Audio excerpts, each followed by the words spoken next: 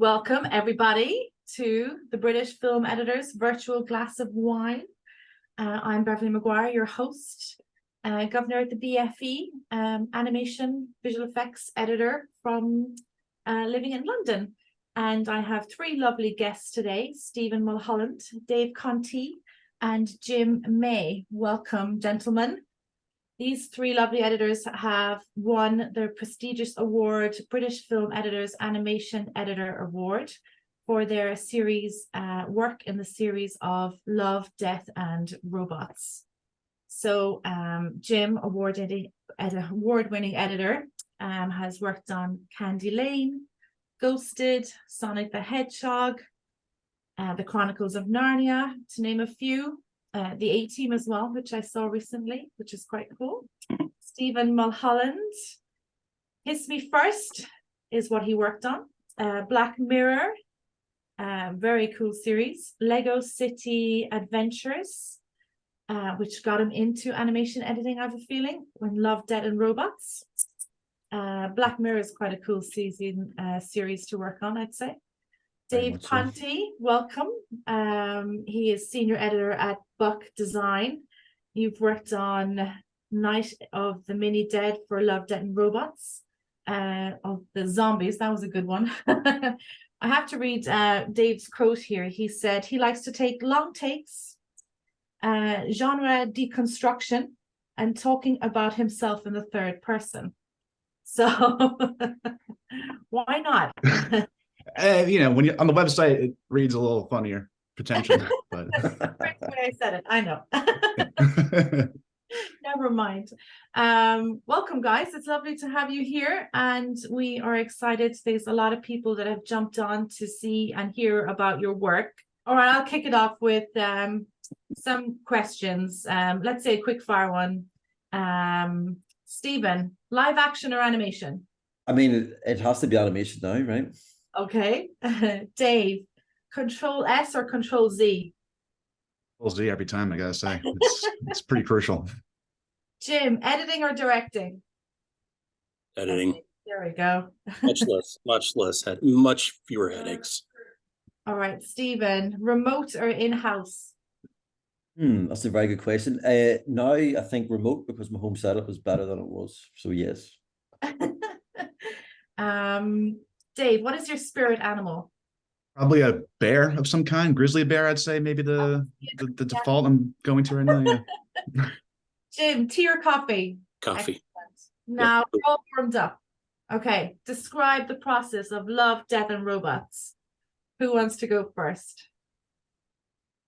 All right, I'll take this one. I mean, it was pretty awesome. We jumped into this. I think we were pretty late in the game for season 3 with our episode, so it was kind of a fast pace, run to the finish line. But we sort of had a story kind of already sussed out before we got the job, and then we took our team of creative people and rewrote the story to fit better with the format. And it was just a back and forth process of finding the right shots, find the right setups to make the jokes land as hard as they possibly could. And after a few months, we had a thing that is pretty damn funny, I think. So it was a lot of sound design, a lot of just testing things out, a lot of probably 100 versions at least over the course of the few months we worked on it, just trying to find the right pacing, the right tone. And I mean, it was pretty it was pretty cool. It was my first time editing like an animated narrative piece. I've done a lot of animated commercials, but this was the first time to really kind of sink our teeth into the comedic timing and all that good stuff. It was fun. Awesome. Did you have assistant editors with you? Not on this one. No, this was a solo adventure, and it was. But it was it was pretty manageable. We had a pretty big team of designers and animators who were all working on funnel me stuff, and once we had the system kind of down pat, it was just a matter of just adhering to our process and putting new stuff in, retiming it, making sure it looks good, and shipping it back and forth. I liked your Night of the Mini Dead. I thought it was quite funny. My favorite bit was the ending, but I better not do a spoiler in case somebody hasn't seen it. I thought everyone's seen it. Oh no, Philip is saying no. No. Doesn't end well for people. It was really cool looking. I loved the wide angle of how it was made and stuff. It was really, really good. Yeah, it was like a whole tilt shift kind of aesthetic we were going for. And, you know, we found a lot of plates just on like Getty Images that we would take and, you know, do the tilt shift effect too, to give them that look. Some are already tilt shift when we got them. So it was, yeah, it was cool. Those cool, you know, the fast paced miniature aesthetic was really fun to work with. Noises they made. Yeah, those are fun. I did a few of those noises, especially early on. I did a lot of the sound design, you know, up front, just building this thing out. And a lot of the voices, including all the, you know, the high pitched sex noises that you hear in the beginning. And one of my voices remains. The fighter pilot you hear in the episode is still my voice. So I had a little bit of a cameo in there. Nice. But yeah, it added a level of, you know, figuring out the timing of it, because we have to keep in mind it's going 200% speed at least. Yeah. So we got to adjust our timings accordingly when we're doing the animation and all that stuff.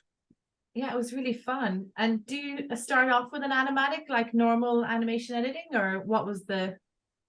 I started with a bunch of storyboards that I took and then made the animatic out of.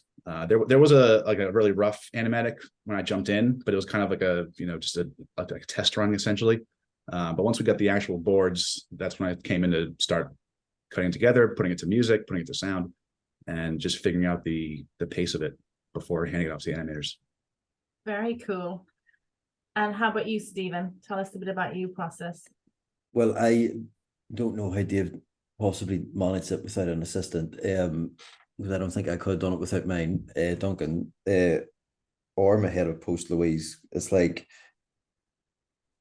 the two of them took so much of the day-to-day slack and kind of like let me focus as much as possible on the story development, which did take quite a period of time with ours. It wasn't like it was the most straightforward from start to finish. So but it was the usual thing, and like I guess it's the glory of animation, right, where you can iterate until it's right.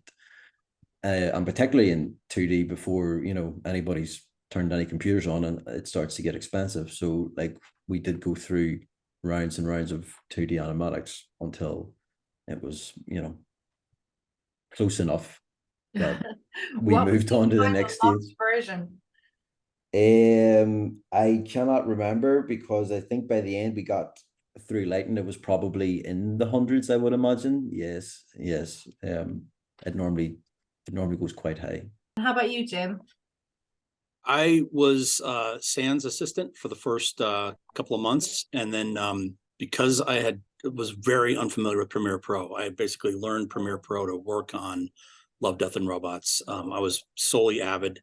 I'd done a little bit on Final Cut like 10, 15 years prior to this, but Premiere was a brand new thing to me, and we eventually had to bring on some folks to just help with kind of the throughput and the nuts and bolts of it, because it was so daunting for me. But much like Dave, is it? I love your T-shirt, by the way. The little shout out to. Thank you. Yep, the goat. Yes. Yes, fantastic.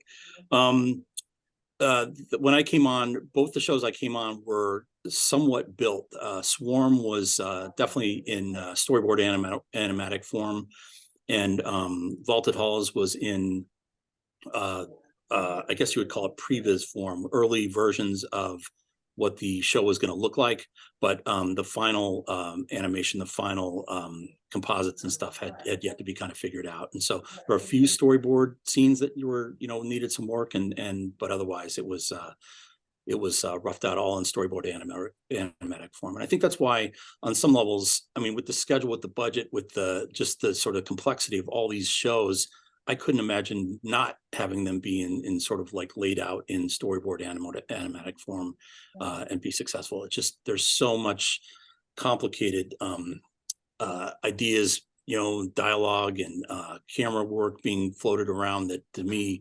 storyboard animatic form is the cheap way to go. And I kind of, to be honest, wish more features were laid out like that. I've worked on a couple of features that have like large animation, the animated characters, whatever.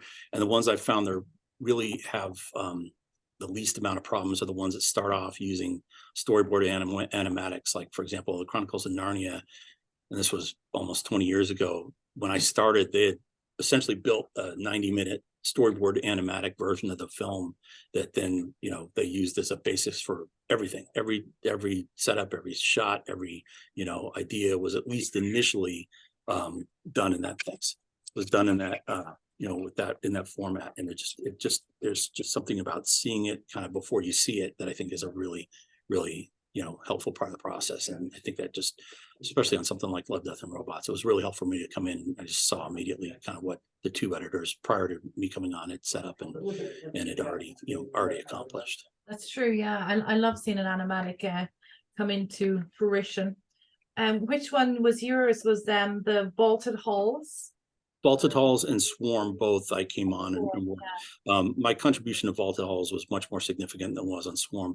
Swarm again was so Julian Clark had started that with Tim Miller, who was the director, and they'd already laid out a pretty solid animatic storyboard build of the idea, and the cut was essentially in place. It was just a question of there was a boatload of dialogue from the two lead actors that I had to sort through and pull selects on and cut in and you know, work back and forth with the director on building that and timing that out.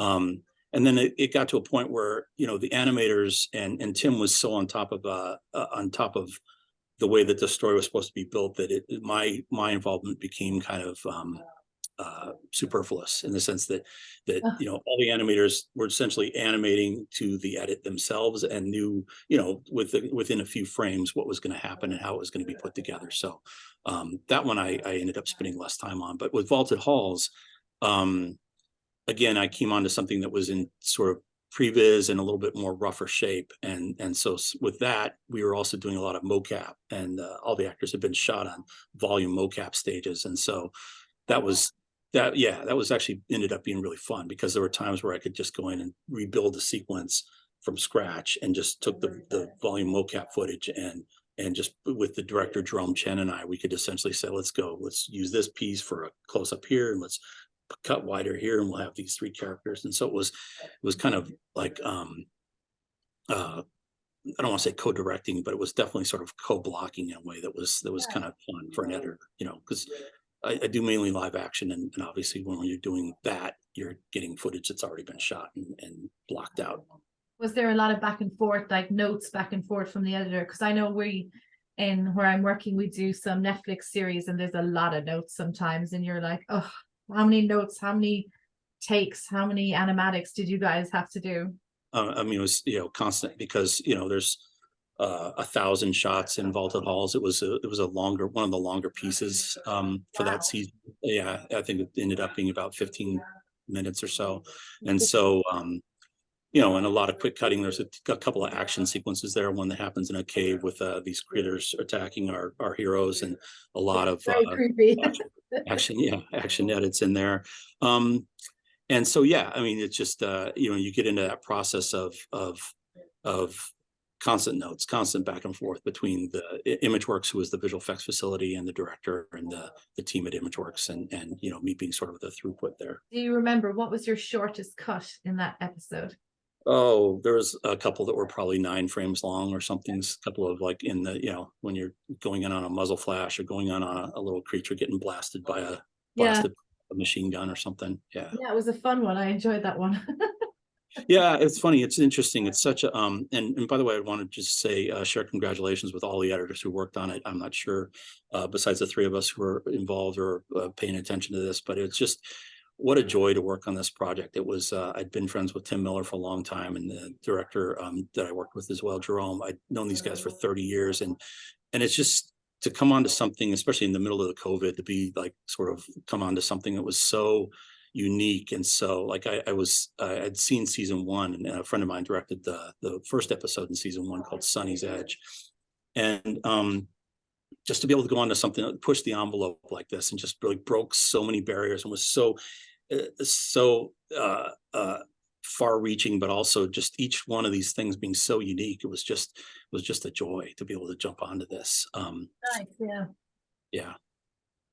So I didn't answer your question, but what was your question again? 9 frames.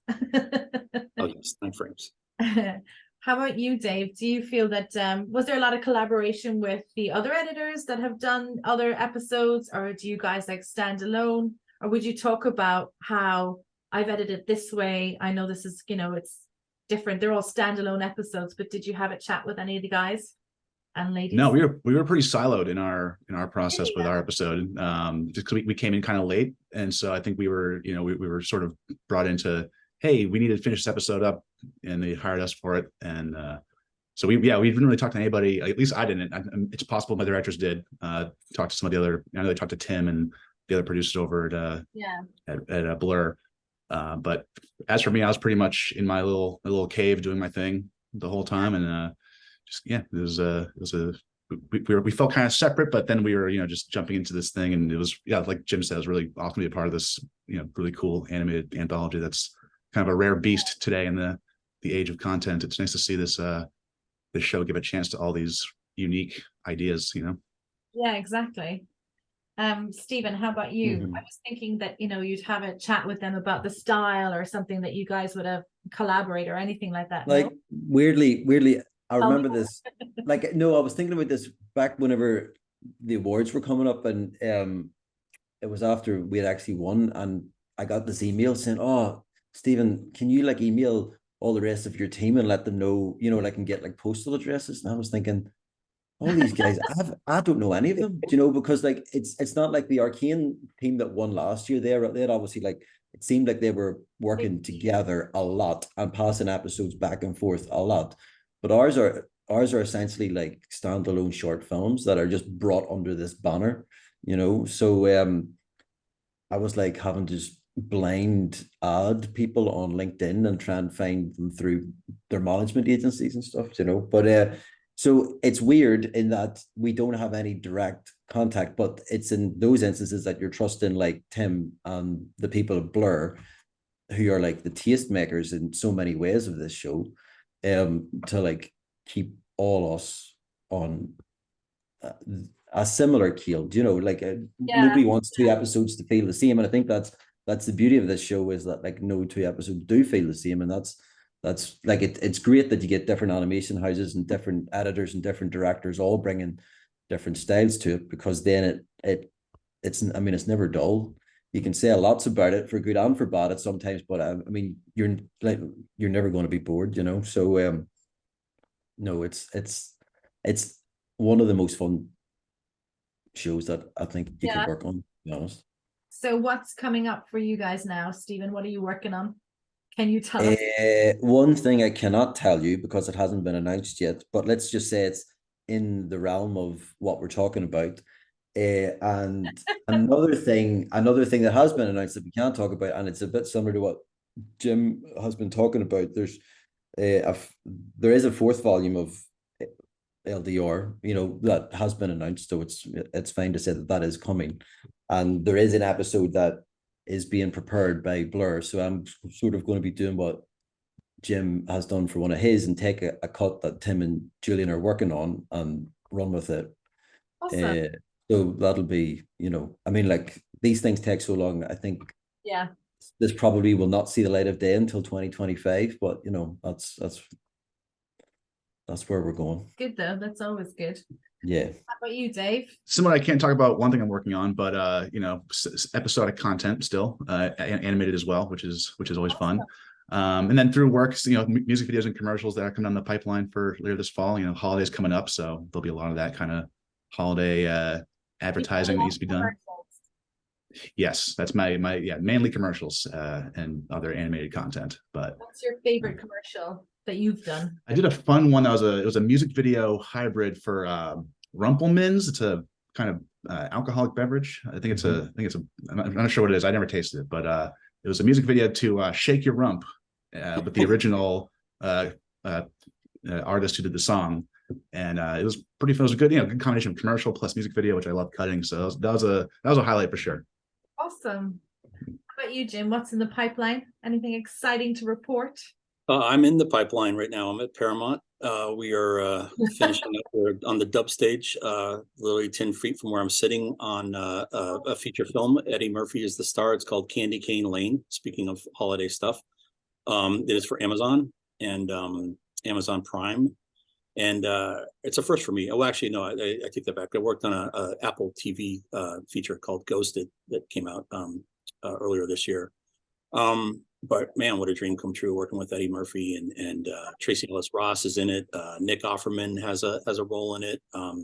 David L. Greer. There's just it's just one of those where the cast is all on. Jillian Bell, who I'd worked with before on Goosebumps, is the antagonist, and it's a fun one. It's a little interesting working on with a streamer. We've talked about trying to get it into theaters. I'm not sure how that's going to end up working out. I think it's relatively big budget, and it's interesting to be part of the conversation about whether or not it stays with streaming versus going into theaters. But it's the world we're in right now. Yeah. Yeah, and then after that, I'm gonna take a break. I need a bit of some time off. Nice. Good And to- obviously, with the strikes out here, it's throwing a lot of things into turmoil, and it's affecting the rest of us as well. It's quite sad. yeah, it is, and it's hard. I feel very fortunate, put it this way, to be working and have been working for the last 3 months. Actually, the last 9 months on this thing. That the timing ended up working out pretty well, and I know a lot of people are suffering. So I'm really hoping we can resolve this thing quickly. Yeah, definitely. So how long does each episode of Love, Death and Robots take to make? I can, since I'm still talking, I can throw out the one that I was on. Again, I came on sort of mid-process on both of the ones that I came on, but these were a good year to 15 months sort of in the making. And, and Tim's he's, the ones especially that he's directing, I think he's probably working on the ones for, the one that Steve was talking about. He's probably been working on that in his head for the last couple of years. And it's the way his brain works. He just is constantly, developing stories, developing ideas, there at his desk at Blur. So there's that part of the process, but the actual production part of it, the part that I was involved with, the post-production part of it, the two are kind of blended on something like this, obviously. They were both about 15 months in the making, the ones that I was on. Stephen, how does that compare to a Lego adventure episode? I mean, it's just different, right? And I Like guess, yeah, it is. And like, I did a animated like Lego, I guess, was we were working on that for months, but like last year, for example, was the first time that I had like, I guess, moved into doing a show. Like it was a show that will be out next year. I think they've started to release it like around the world, but it doesn't get to the UK until next year. It's this reimagining of Wind in the Willows called Toad and Friends. And it was like 52 episodes of 11 minutes long.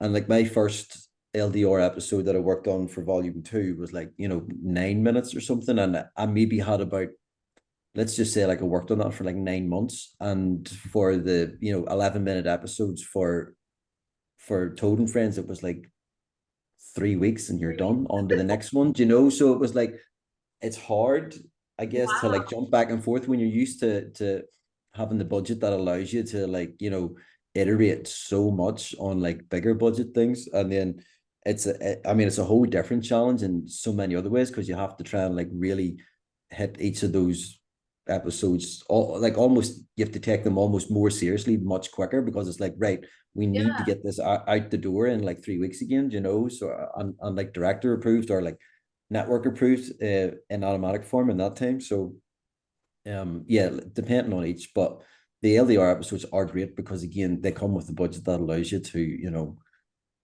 take your time. But obviously the flip side is sometimes because the standard is so high, you do need that time, because you get notes back from Blur and things aren't always like completely smooth sailing from start to finish, like, and you have to be able to allow yourself the time to take stock and then retool if the episodes do require it. So we are talking a significant amount of months.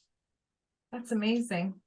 How about you, Dave? About 7 months of production from when I started on the project. I know that there was some work done beforehand, before Buck was hired to take it to the finish line. But I think 7 minutes, you're a little guy. It was about 4 minutes. It was a pretty short one. It was I think a lot of time is spent on lighting, especially. Say again? Did should I see the extended version? I know we did have a few things we cut ultimately from the finished piece, a few setups, a few locations, but it's a nice tight apocalypse at the end of the day. About 7 months total, I'd say I was on it, and then the last few, once the edit is timed out, it's just a matter of putting the updated animations in place. So it was a little more of a relaxed schedule for me, at least toward the end. But yeah, I mean, it's like they were saying, like having that amount of time to really finesse it and get it timed out and work on it is very freeing as an editor to have to not be under the gun for a tight timeline. Yeah, that's cool. Mm. So should I throw it out to the room, and does anybody want to ask some questions? Is there anything typed in here? Let's have a look. Do you guys want to chat amongst yourselves since you haven't even met each other? I just want Stephen to play something on the piano back there before we're all done here. Nobody needs to hear me attempt to play the piano, Jim, believe me. That makes it seem like I'm infinitely more musical than I actually am. It's like aspirational. So nice I'll I'll hope that the two young sons might, come in and be inspired to start learning to play at some point, but I definitely cannot play. Can I ask I see somebody's chatting about Dave's t-shirt, but I want to ask real quick, were you guys familiar with Premiere Pro? I'm guessing you both were. I got to be honest, that was not something I was familiar with. I learned it to work on Love, Death, and Robots. That was part of the deal that I made with Tim going in. And there were times where I was ready to throw my keyboard through the screen. It was the idea behind it and Avid or similar, you know what I mean? Or insert edit here, overwrite edit here, move, timeline here. But the leap, having worked on Avid for 30 something years, it was a bit of a leap for me, and it definitely took some time. I had to enlist some help, put it that way. I mean, I'm a Final Cut Pro 7 refugee, so I jumped right over to Premiere once Final Cut Pro 10 came out, and I used Avid a little bit in college, but I'm still, a little woefully under-equipped in the Avid territory. But I've thankfully never needed it up until this point. So Premiere is still my NLE of choice at this point. I started out on Final Cut, back in the Final Cut 7, I guess, or like Studio 1 or Studio 2 days. But then I moved to Avid for a long time, and then when I finally jumped to Premiere, I kind of brought my Avid keyboard with me. So I use Premiere with all my Avid shortcuts on it. So when we do jump back to Avid the odd time, there's a little bit of muscle memory still there, but I haven't, because we do these jobs almost exclusively now, it all just ties in with the studio's internal pipeline, and it's easy for Blur as well to kind of pop the Premiere projects back and forth. So yeah, it's been Premiere for a long time. Yeah, I forgot about that. I actually did the same thing with I used my Avid settings and used the Avid settings for Premiere too, which is I wouldn't have been able to do that without that. There's so many of these keystrokes I think about now. It's like driving for me. I used them, and it just to start over would have been really, really, really difficult. Did you like Premiere, Jim, in the end?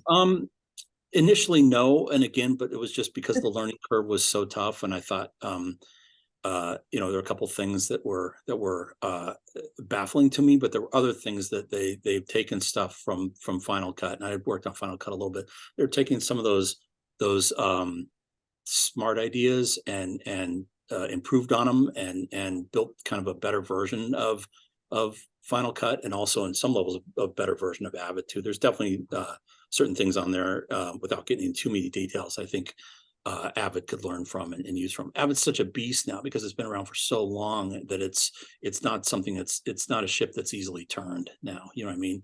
Even them trying to upgrade and kick it into the 2020 version, the 2023 version. There's still editors like me who just prefer the old school, and I'm stuck on 2018, and it just they've had to kind of keep both versions going now, which was somewhat insane if you think about it. Yeah. I don't think Premiere Pro has that problem. I think they just keep updating, and everybody keeps up with it. They do. You kind of have to keep up with it, because if you don't, you get left behind, and some of the tools won't work, and you're like, oh. Yeah, no doubt. And it's funny. I'm sure the other guys have done this as well too, but I've given a few talks at like film schools, and my advice is just get ubiquitous. You learn everything, learn Avid, sure, but I mean, Premiere is probably a much better tool to become a master at this point. You know, After Effects, sure, great. All the Adobe projects, great, but I put Avid kind of like further down the list because there's just so much more work happening in Premiere right now. There's a question here about Resolve. People are asking, does anyone use Resolve in the house?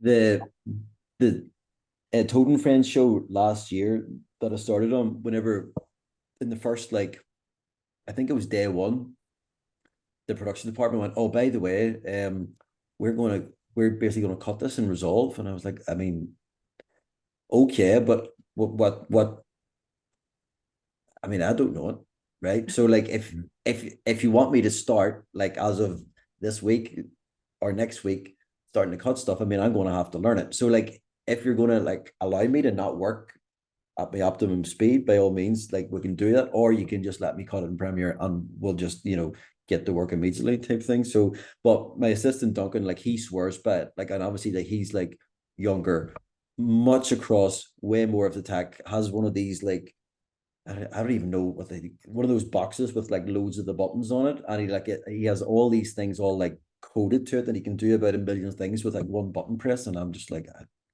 you know, like I'm only 40 and I feel like I'm like behind the times every time like he opens his mouth about this. So yeah, everybody swears by Resolve now and, you know, like says how great it is, but I cannot allow myself the time at the minute to get my head around it, I guess. Yeah, I hear you. It was somebody approached me about learning Resolve as well too, and this was a couple of years ago, and it was right when I was learning Premiere, and I just had to say, I can't right now. It's just so all encompassing, trying to like become not just adept at Premiere and not being able to sit in my basement working on Premiere, but to sit in the room with Tim Miller and Jerome Chen and you know, be able to keep up with what those guys are doing. So both those guys do well too. So it was I'd love to learn it. I think it'd be great to sort of have at least a cursory knowledge of it, but at some point you got to pick a lane and stick with that. I think it's called is it a Stream Deck or a Sync Deck or something? That sounds very familiar, Jim. Yes, it's something Deck. Stream Deck, I think it might be, yes. Keyboard here, but I don't know. Is it? Oh, that's Andrew. Maybe Andrew knows. Speed editor keyboard. Sounds good. Just press F7 and it does everything, right? I have another question. Question from Stuart Davies. There are so many beautiful films in the LDNR anthology. I wondered if you cut animatics first at all, and if so, which finished film was the most surprising, awesome evolution of aesthetic development? That's a mouthful. That's a good question. I think I might get my head around the gist of that question, in that because basically I never really see the finished product until it comes on Netflix. Like there gets to a point once animation is locked at the latest point, like once we get into like lighting and rendering and stuff, my time on the project's kind of done, and Louise and Duncan are the two people that like take it over and like shepherd it over the finish line, because at that point it's just like making these things look amazing. And the episode that we worked on in volume 2, which was called The Tall Grass, has this like painterly style that like I had seen the like vertical slice test that, you know, we had worked on very early, like in production, to like as a proof of concept, but I hadn't seen anything remotely near the finished product. And you know, you get used to looking at things in 2D boards, and you know, like in previs, like in layout, it's just like stick figures being dragged across the screen. Animation, I mean, they start to come alive, but like you never really see it look, you know, stunning until it is finished. And yeah, the style in like in Tall Grass, if anybody hasn't seen it, because it wasn't in volume 3, it was in volume 2, but like I very much recommend going to check that out. That's a great one, yeah. Yeah, it's just it's so visually impressive, yeah. In terms of the aesthetic, it's such a treat for the eyes, you know, and like yeah, it would be amazing if we could work and look at those images all day, because you know, It would be nice, but you know, it's just not possible. So we have to make do with our storyboards. Animatic, wouldn't it? Yeah.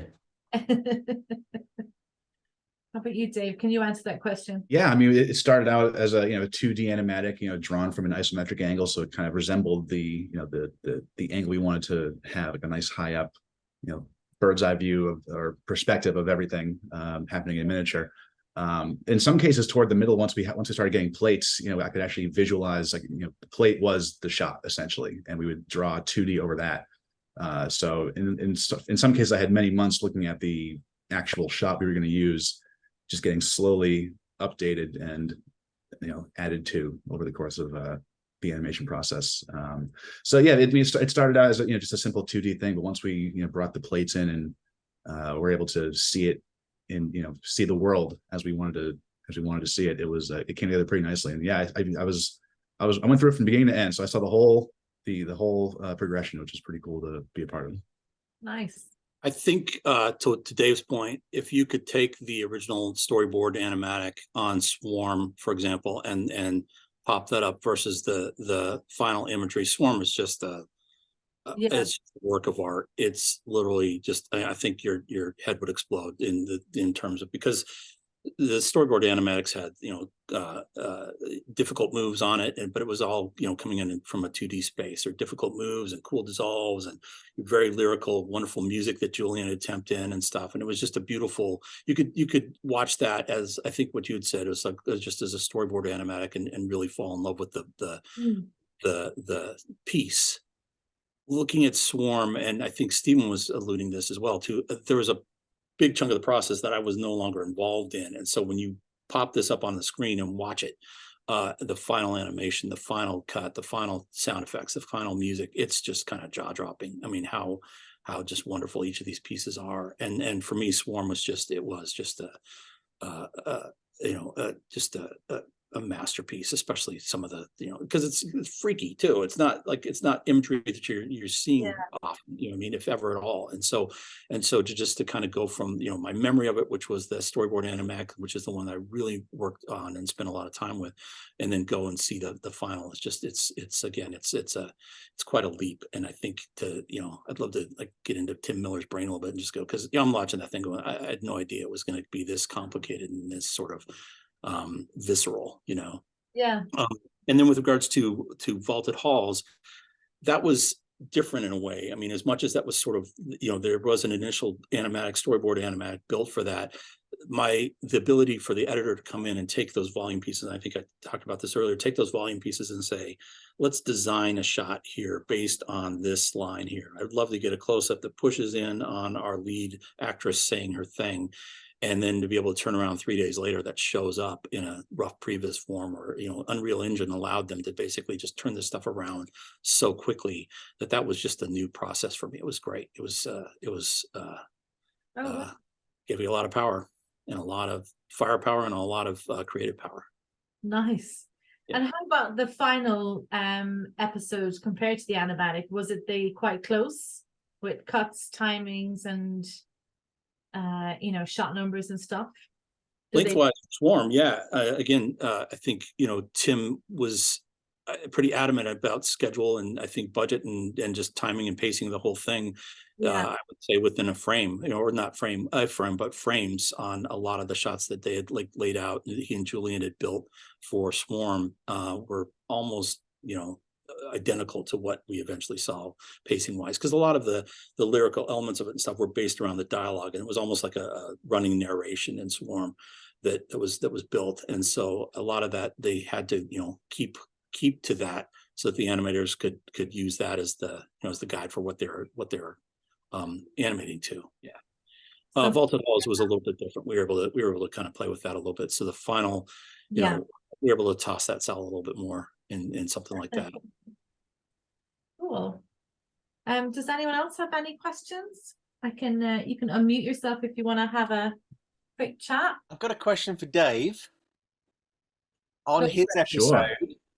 Sure. Because your episode is running at double speed, Dave, how did you work out, what was your process so that the audience wasn't confused and thinking that their Netflix streaming had gone wrong? that the whole thing was running at double speed? Because it obviously does work, but I wondered if you had to do trial and error to get there to make it work. A little bit. We had to do a little trial and error in animation just because, you know, we for some shots we got the animation at real time, and then I just compressed it in the timeline to make it, you know, animate faster. And in some cases it was animated, you know, once it got to a certain point, we knew the timing of the shot, what frames we wanted, then they animated just those frames. But it was, you know, a little bit of you know, having the music, having a lot of stuff happening in kind of real time sort of, you know, helps to show that it's not your Netflix is not in fast forward mode. But yeah, I mean, it was I think just the aesthetic choice was kind of I'm trying to figure out how to word this, but it was yeah, I mean, it was an interesting process trying to find the right speed for certain shots, because some didn't work as well in 200% speed. Some needed a little faster, a little slower. There's a lot of manipulating of the actual animations when they came in. Just to follow up on that, so if you sped up a shot by say 200% or 300%, or was it a consistent speed up for the duration of that shot, or were you ramping within shots? I'd ramp within shots to find the initial timings. Like certain shots, I might want to, you know, a little bit of a pause here and there. I just, you know, do a hold frame, or I'd slow it down. But once we found the timing and had the timing kind of locked, then it was just, you know, off to the races for the animators. But until then, I was doing a lot of, you know, ramping within shots just to kind of find the right, you know, because with this, every frame counts with, you know, with the comedic timing, especially when you're dealing with the 200% speed situation. So yeah, just a lot of trial and error basically, and seeing what fits and what doesn't work, and you know, going from there. Brilliant, thank you. Who's next? Don't be shy.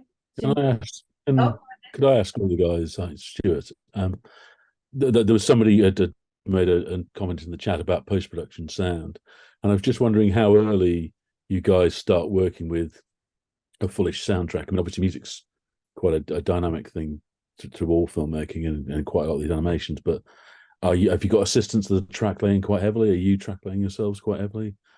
How does that evolve? At least for Mini Dead, I was doing a lot of that stuff early on, just to find the timing, just to figure out what would work best. You know, trying different songs, different temp tracks. I have a sound effect library that I pulled from just to flesh it out. I find even for people who have, you know, animation knowledge, it helps to get a sense of the timing and the rhythm, even for a comedic piece, especially to see what works, what doesn't, to have just even temp sound effects in there. And then eventually we passed all that off to the sound team over at Blur. Rob Cairns did the music, and they from there, once they had my temp stuff, they kind of just matched to that, and for the most part it all fit in pretty nicely.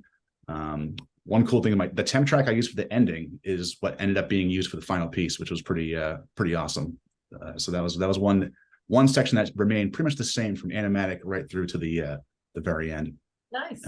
But the rest of it was all original comp from Rob, and yeah, it was I find it pretty crucial for animatic, especially, just to give them a little more definition, a little more life than just a silent slideshow. Essentially, I think it really helps people to get a sense of what they're watching. Do you think the more the better, or do you think just right amount? Don't overdo it. You know, I think I go a little overboard. I guess I do a little bit just to kind of make it feel like it's a, you know, like a real thing from the very beginning as much as possible. Yeah. I really think if you put way too much stuff in there, you can, you know, overmix it and it'll sound like crap. But I think there's no limit to the amount of sound design that can be done up front, just to help get a sense, whether it's helped you, the editor, or helps the audience to comprehend. I think it's a pretty crucial part for any kind of animated process. I do too. Yeah. What do you think, Stephen? If you'd asked me that about 4 years ago, before I did my first I Love Death and Robots episode, and I was like still only like a couple of years into being an animation editor, and still trying to figure out if it was something that I was even any good at, I would have said, I just, you know, like you kind of, my initial thought was, we can just do enough just to make it sound all right. That eventually when we give it to the people at Blur, they, like, the professionals will come on and do a really good job. And then I got Julian Clark's animatic sent over for Tallgrass, and I remember the day that I opened it and saw there was like about 36 tracks of audio, and I was like, oh, he takes it very serious, right? And like, you know, like one of these light bulb moments when you're like fairly young in your career and you're going, I should probably take this as serious as this guy takes it, right? So like ever since then, it's been a case of, I mean, if he's doing that, then I'm going to do that, right? And like, I'm going to take the time. And it isn't actually like, even though yes, Blur will, and this is the thing, it's like you do all this temp work, knowing that it's mostly going to get blown away the minute you hand it over to Blur. But the thing is, your animatic has to do the heavy lifting for a year of going around Clint and Tim Miller and David Fincher and whoever else is going to look at this over and over again. So if it sounds shit, that's the last thing anybody wants, right? Yeah. So it's like one of these, as I said, like light bulb moments. It's like, make it as good as you possibly can, as early as you can, and then it'll stay that way. And then it's one less thing that you get a note back on, and eventually, you know, yes, it'll all be got rid of, but it's carried the animation the whole way through. Yeah. The trade-off is that you're working in an animation studio who don't have like an audio department, and they don't track audio, and you know, like everything else is run through shotgun, and everything else is like quantified and scheduled and everything else, and they're all concerned about the visuals and making it look as shit hot as it ultimately does. But it falls upon us to fight for audio and to fight for the time to make it sound as good as it possibly can, even though it is just going to be temp, you know. So like that was a real wake-up call for me when I saw that he was doing that. I went, well, I mean, I don't mind if I have to ruffle a few production feathers over here now to fight for that time, but like it has paid off in the subsequent jobs where it's like, yeah, we now do take more time, and I'm working with the director now on the show that I can't tell you what it is, but like he loves working with audio and is a big music fan. And he's, you know, he's pushing me again, knowing that it will all go, but it's like, yeah, we're going to take our time with this and make sure that it, you know, that it does sound as good as it can, even in temp form. So yeah, you know, audio is like, you know, as important, if not more so, lots of the time.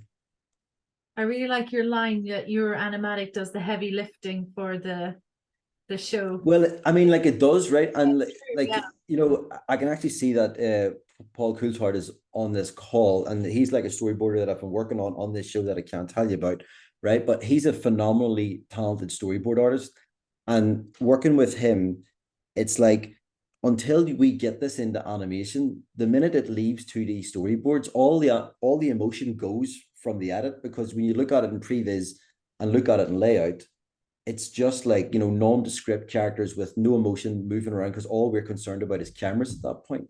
And it can be tough for clients who aren't used to looking at that type of edit. Yeah, exactly. To read it, right? So the 2D animatic, where you're working with like very talented storyboard artists who bring all this emotion in at the earliest point, I mean, that sits at the bottom of your timeline throughout the entire process, and it's like it is the bedrock, you know. So the importance of those things cannot be understated. That's true. Very important. Paul has his hand up. Hello. Hi, Steve. Yeah. I was gonna say, do you remember on Lego, it was episode 9 of, I think it was series 1, and it was an absolute, well, I think, oh, this has been recorded. Put it another way, right? So episode 9 was a very challenging episode, right? It was the one that had to feel like it was all being recorded by a handheld camera. Do you remember that? Yes. Do you remember that? Yes. There was like a guy following the guy around, and we really struggled on the first draft of the boards to find how that was going to work. And the first draft of the boards just wasn't working. And then you took it and you went away with it, and you found the language. Like, it was the edit that completely saved that episode. I remember that. I always remember that episode was dead in the water until you, as an editor, got your hands on it and then turned it around. And then from that point, we leaned into everything you did. Remember that? That was the episode. Yeah, I mean, like, you make it sound I mean, way better than it probably was. Whereas like you make it sound like there was a plan, right? And I knew what I was doing. Whereas I was sat in the house thinking, oh no, what am I going to do? But yeah, so basically the setup for the episode was we were trying to, it was supposed to be like a fly in the wall documentary about our character. And it was like a documentary team were following this one character in Lego City. And we could not, for whatever reason, whatever multitude of reasons, we couldn't get it to work. Coming up with that style of like, how do you, if it's just one camera and it's constantly following this guy, how are we going to cut between scenes and like move him around the world in a way to like advance the story? And then I just had the thought of what if we just made the cameraman's camera glitch, right? So like you start to like his battery starts to run out and he's like, you know, like it glitches, and then that'll like it allows you to like have a bit of static every now and again and move them around a scene in the like move them around one room in an environment, or then it goes dead completely and then he puts the battery back in and we've now moved across the city. And like, you know, it's like, but that level of problem solving only comes out of being given the time to work with your director and your, you know, very talented storyboard person who's giving you these boards and like work on episodes, like really work on them, really iterate them. And like, this is the beauty that I've only discovered when I started to work in animation. It's like, you're given so much more control over like shot choices and blocking out scenes. And you know, like when else, like if you're working in live action, you never really get to have any say on the cinematography, right? But like when you're working in animation, you work with your head of layout or your senior layout artist, and I mean, you basically get to block out scenes and, you know, help inform lens choices, and like you can have way more control. So, and like we all basically are control freaks at heart, right? And we all like to, I mean, this is what our job is. It's to manipulate people into feeling emotion, right? So like the more tools that we have at our disposal to speed us along that road of manipulation, the better. So, I mean, yeah, this is why after so many years of thinking, oh, I'll only do like a wee bit of animation and then always constantly try to go back to live action, I'm like, no, this is what I want to do now, you know, because like I don't get this level of control anywhere else. And I think animation editing is one of the most creative, you know, like avenues of editing, definitely. And I would very much recommend it to anybody that's like in any way curious about it. How did you get involved in Love, Death and Robots, and how would you recommend the juniors of the world come in and get these jobs? My editor at the minute, sorry, my director at the minute has this thing where like he's like won an Oscar, right, for a short that he made some years ago, like an animated short. But his thing is like nowhere, as far as he's aware, nowhere in the world teaches how to be an animation editor, right? And this is like, this is a thing. It's like he's yet to come across, and if anybody knows any course here or even a module on an editing course anywhere, by all means do tell us. But it's like still so niche that it's that I think can work to your benefit in many ways. I mean, it can be both a help and a hindrance, but it's not exactly like you need to know how to animate to be an animation editor. And that was the mistake that I thought, you know, whenever Louise first approached me about coming to work in animation, I was thinking, I mean, I was terrible at art in school. I know nothing about animation. This is not for me at all. You just need to know how to tell a story, right? And you know, we're all storytellers. It's just finding a different medium to tell the story. But if you can display that you know how to tell a story, the actual nuts and bolts of like moving storyboards around a timeline, I mean, you'll pick that up very quickly. It's not like there's any great secret to animation editing that you need to unlock. It's like you just become a good editor and know how to tell stories, and you know how to manipulate on your timeline the audience, and you'll be able to translate those skills into animation. You know, all you have to do is learn a couple of extra wee things, but the nuts and bolts are there. You know, Yeah, like if you're an editor, it will be in your DNA anyway. What do you think, Jim? I think, yes, I think part of what Stephen said, I think, was alluding to edit, just edit stuff. You know what I mean? I think is to sort of just like get the nuts and bolts of it, get like confident and competent in putting together imagery and manipulating the imagery and building stuff, either 30-second stuff or 10-minute stuff. And then I think, like I think I alluded to earlier, is learning those various programs. You know what I mean? Get proficient in the Premiere Pro and sure Avid and sure Resolve if you've got time to do that, but also After Effects.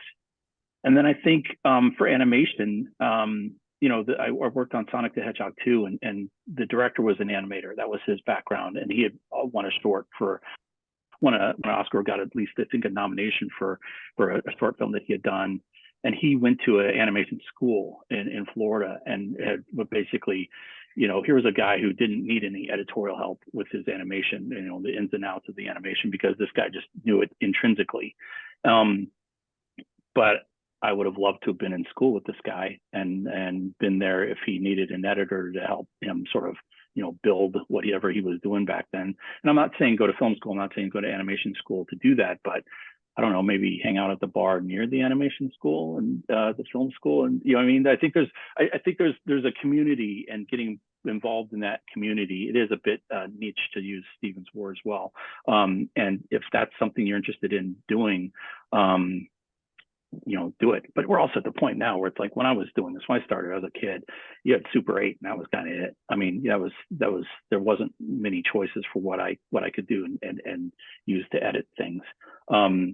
Now, I mean, you could take a commercial and, an animated piece, you could take a Love, Death and Robots piece, download it and go in and chop it up and play with it. If you wanted to like learn how to sort of, go in and look at the editing. I remember I worked on a film called Armageddon, and there were at one point 6 editors on this, but there were some pretty high powered editors cutting this thing.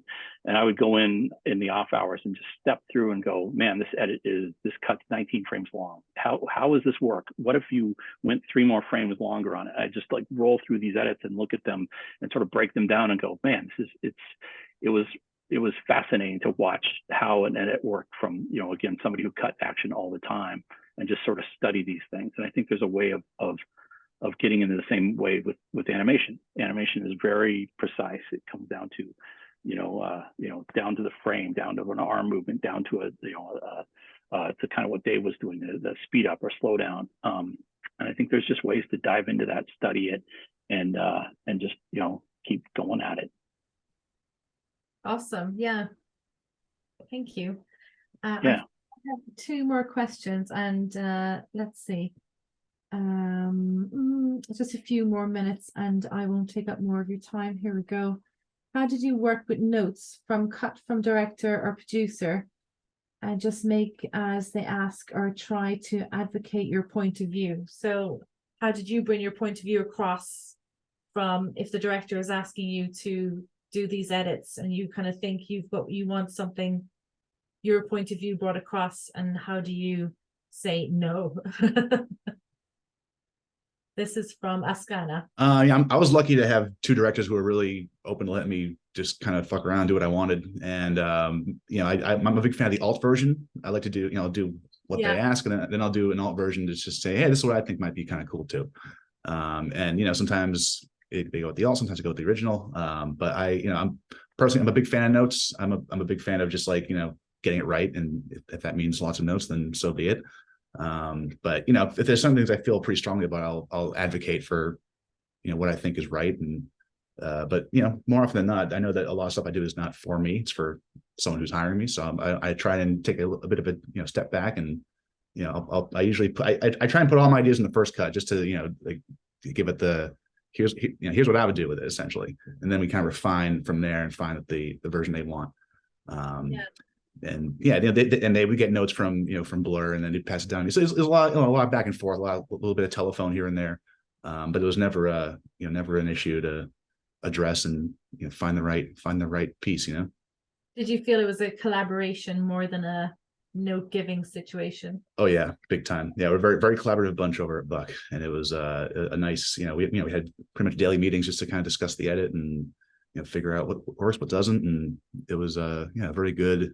Even though I was working by myself in my little edit cave, it was still a very collaborative process when we had our meetings. Was there a lot of talking to yourself in your little cave? A little bit. I mean, when I was doing the voice, the little voices, there's certainly a lot of that going on. But maybe a little bit of singing to myself when I put some music on. But otherwise, pretty focused. Zoned in. Yeah, exactly. One more question. You guys are in LA and America, so let's just see what's going on here.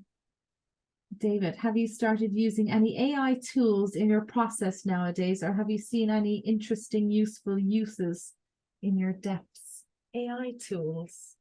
I've used a tiny bit of Adobe Firefly personally, just for even just for an animatic, getting storyboards where I wanted to push out a little more. I needed to do a quick background extension just to make it fill the frame.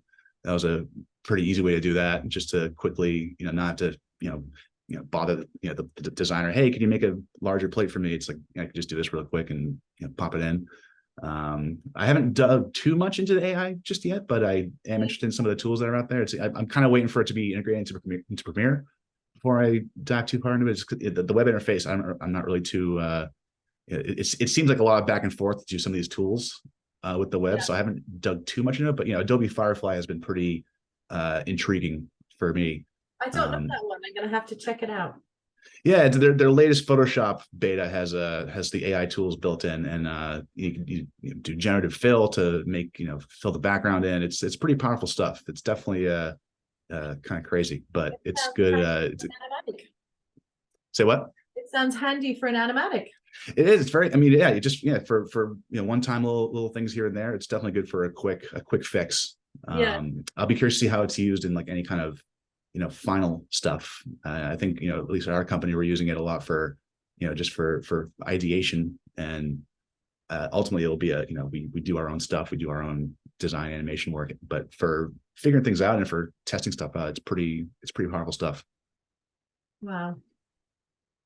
Well, on that note, guys, thank you so much for joining me tonight on this British Film Editors virtual glass of wine with the 3 editors from Love, Death and Robots.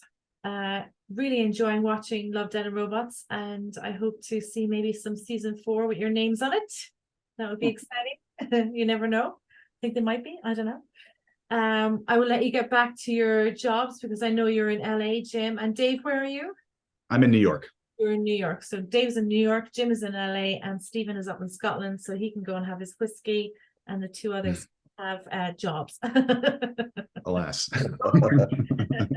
Thank you so much for joining us, and thanks everybody else for joining us as well. It's been a thank you, Beverly.